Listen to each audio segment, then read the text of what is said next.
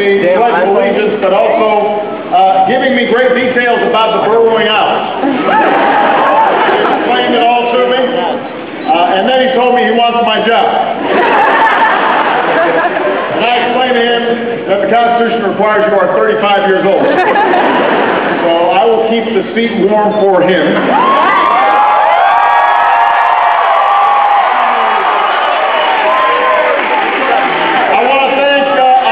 Rebecca for that.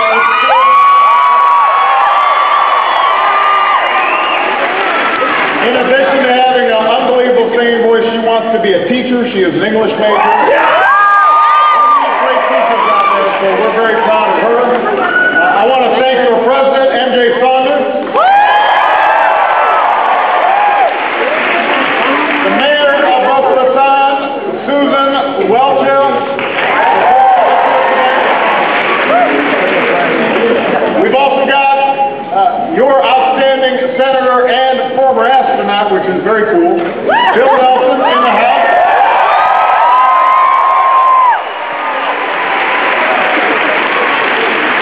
A wonderful Congressman, Ted Deutsch, is here.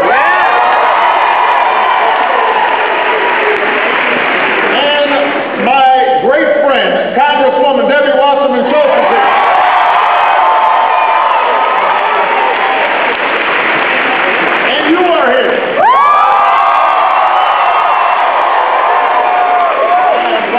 Came out. Now, I love you back.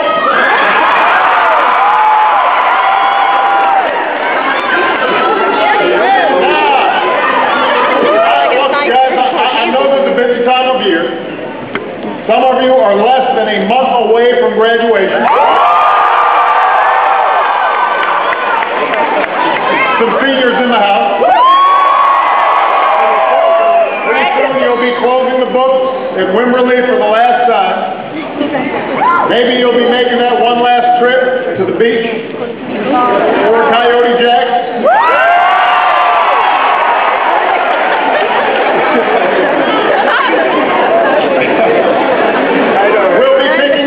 You'll be picking up that diploma that you worked so hard for.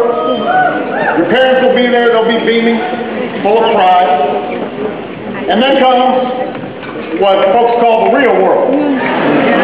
Now, I actually think college is part of the real world, but obviously there's a transition that'll take place as you leave college. Some of you may go on to postgraduate degrees, but some of you are going to be out there looking for work. College is the single most important investment you can make in your future. So I'm proud that you made it and you've seen it through. But I also know that the future can be uncertain. You know, we've gone through the 3 toughest years in our lifetimes, economically. Worst financial crisis, worst economic crisis.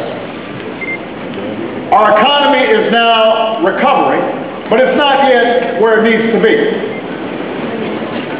Too many of your friends and too many of your neighbors are still hurting out there. They're still looking for work. Too many of your families are still searching for that sense of security that started slipping away long before this recession hit. Amen. Now the amen corner here. So at a time like this, we've got to ask ourselves a central, fundamental question as a nation. What do we have to do to make sure that America is a place where if you work hard, if you're responsible, that hard work and that responsibility pays off? And the reason it's important to ask this question right now is because there are alternative theories. There's a debate going on in this country right now. Can we succeed as a nation where a shrinking number of people are doing really, really well, but a growing number are struggling to get by?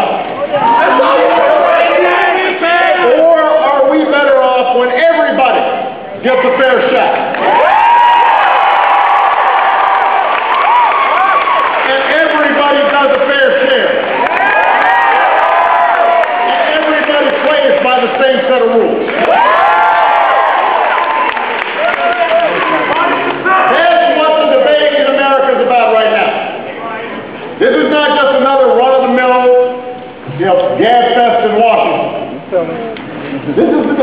issue of our time. This is a make or break moment for the middle class. And everybody who's aspiring to get into the middle class. And we've got two very different visions of our future. And the choice between them could not be clearer. Now keep in mind, I start from the belief the government cannot and should not try to solve every single problem that we got.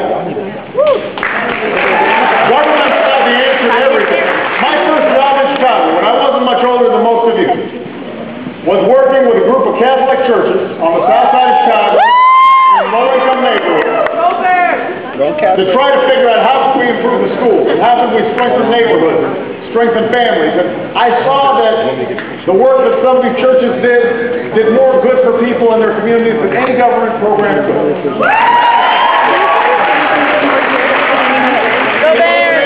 I thought that no education policy, no matter how well crafted it is, no matter how well funded it is, can take the place of a parent's love and attention.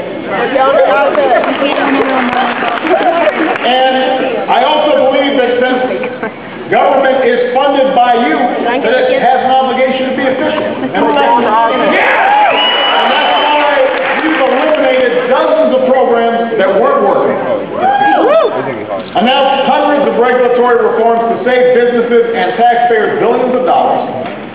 We put annual domestic spending on a path to become the smallest share of our economy since Eisenhower was in the White House, which is before I was born, much less you being born. I believe the free market is the greatest force for economic progress and human history. But here's the thing. I also agree with our first Republican president, a guy from my home state, a guy with a beard, named Abraham Lincoln.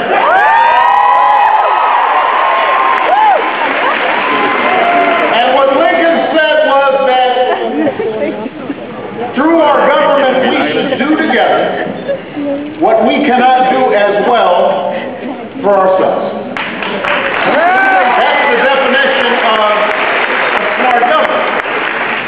And that's the reason why we have a strong military, to keep us safe. Because I suppose each of us could just, grab whatever's around the house and try to defend our country, but we do better when we do it together.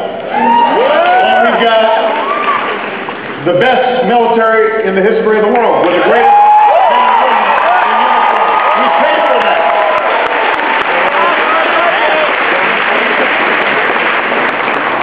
That's why we have public schools to educate our children.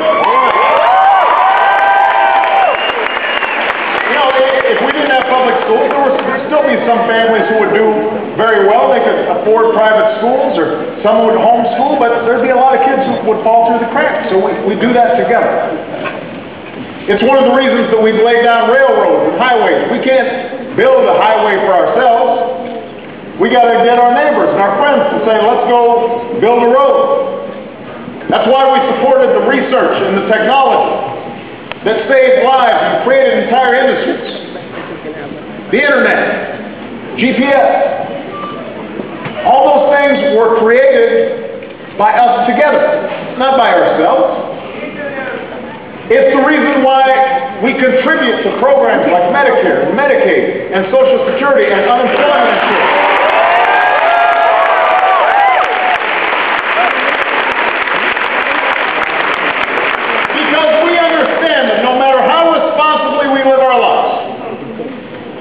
We know that eventually, we're going to get older. We know that at any point, one of us might face hard times or bad luck, or a crippling illness, or a layoff. And the idea that together we build this safety net, this base of support, that allows all of us to take risks and to try new things, and maybe try to get a new job because we know that there's this base that we can rely on. So these investments in things like education, research, and healthcare, they haven't been made as some grand scheme to redistribute wealth from one group to another. This is not some socialist dream, they have been made by Democrats and Republicans for generations because they benefit all of us and they lead to strong and durable economic growth. That's why we've had these investments.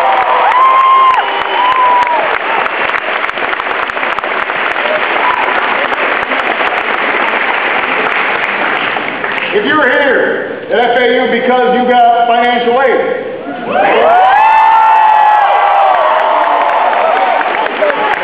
student loan, scholarship,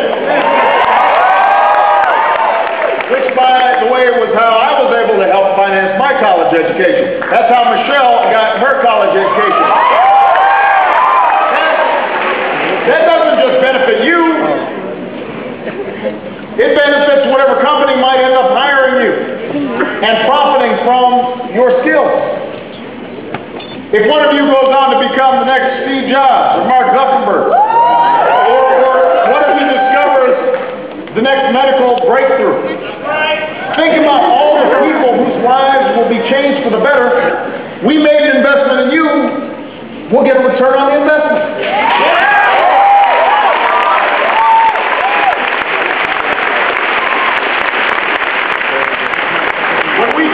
Basic security for the elderly or the sick or those who are actually looking for work. That doesn't make us weak.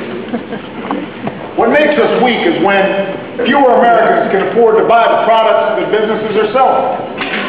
When fewer people are willing to take risks and start their new business because if it doesn't work out, they worry about feeding their families. What drags our entire economy down is when the benefits of economic growth and productivity go only to the few, which is what's been happening for over a decade now. And the gap between those at the very, very top and everybody else keeps growing wider and wider and wider and wider. We are the 99%! In this country, prosperity has never trickled down from the wealthy few. Prosperity has always come from the bottom up.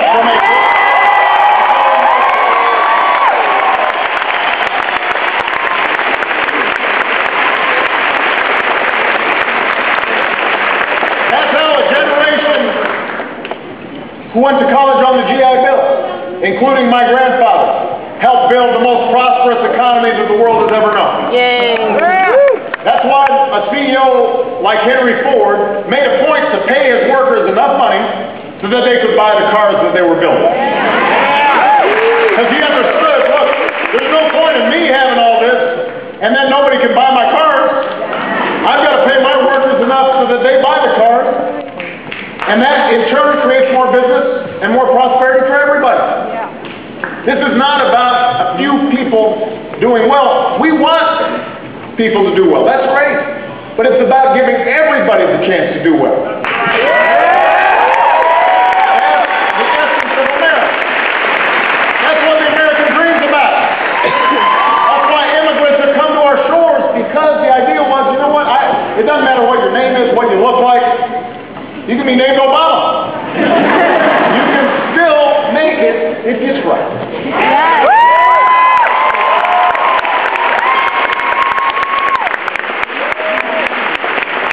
And yet, we keep on having the same argument with folks who don't seem to understand how it is that America got built. And let me just say, I mean, the folks that we have political arguments with, yeah, they're Americans who love their country. Democrats, Republicans, Independents, everybody, we all love this country, but there is a fundamental difference in how we think we move this country forward. These folks, they keep telling us that if we just weaken regulations that keep our air or our water clean, or protect our consumers, if we would just convert these investments that we're making through our government in education, research, and healthcare, if we just turn those into tax cuts, especially for the wealthy, then somehow the economy is going to grow stronger. No. That's the theory. And here's the news. We tried this for 8 years before I took office.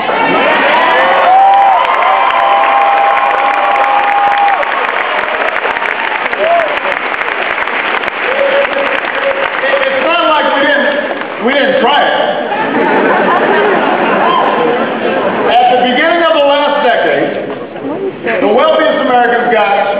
tax cuts. 2001, 2002,